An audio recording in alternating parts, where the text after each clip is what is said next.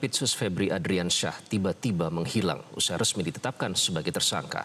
Tidak tanggung-tanggung, Korps Pemberantasan Tindak Pidana Korupsi atau Kortas Tipikor Polri menyebut nama Febri terseret di 3 kasus mega korupsi yang ditangani di Kejaksaan Agung dengan total kerugian negara mencapai puluhan triliun rupiah. Mantan Jaksa Agung Muda Tindak Pidana Khusus Febri Adriansyah terseret dalam 3 perkara sekaligus saat ditetapkan sebagai tersangka.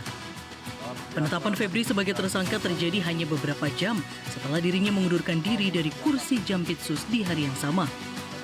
Nama Febri Adriansyah pertama kali terendus saat Kortas Tipikor Polri menggelar konferensi pers terkait penanganan kasus dugaan korupsi dan TPPU terkait pengadaan batubara untuk PLTU periode 2018-2026 ke tahap penyidikan pada 6 Juli 2026. Namun, Kortas Tipikor Polri baru melakukan penetapan tersangka terhadap Febri pada 11 Juli 2026.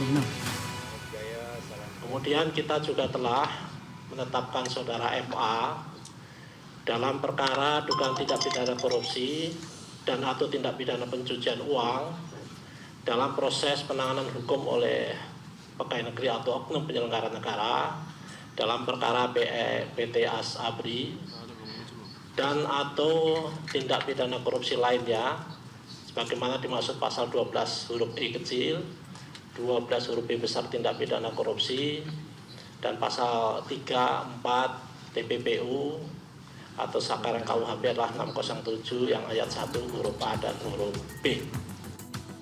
Kasus yang menjerat Febri Adriansyah bukanlah sembarang kasus. Dalam 3 kasus tersebut, total kerugian negara yang pernah diungkap ke publik mencapai 34,6 triliun rupiah. Di kasus dugaan korupsi dan TPPU pengadaan serta pemenuhan pasokan batubara untuk PLTU yang sudah terjadi sejak 2018, Kortas Tipikor mengungkapkan kerugian negara mencapai 5 triliun rupiah.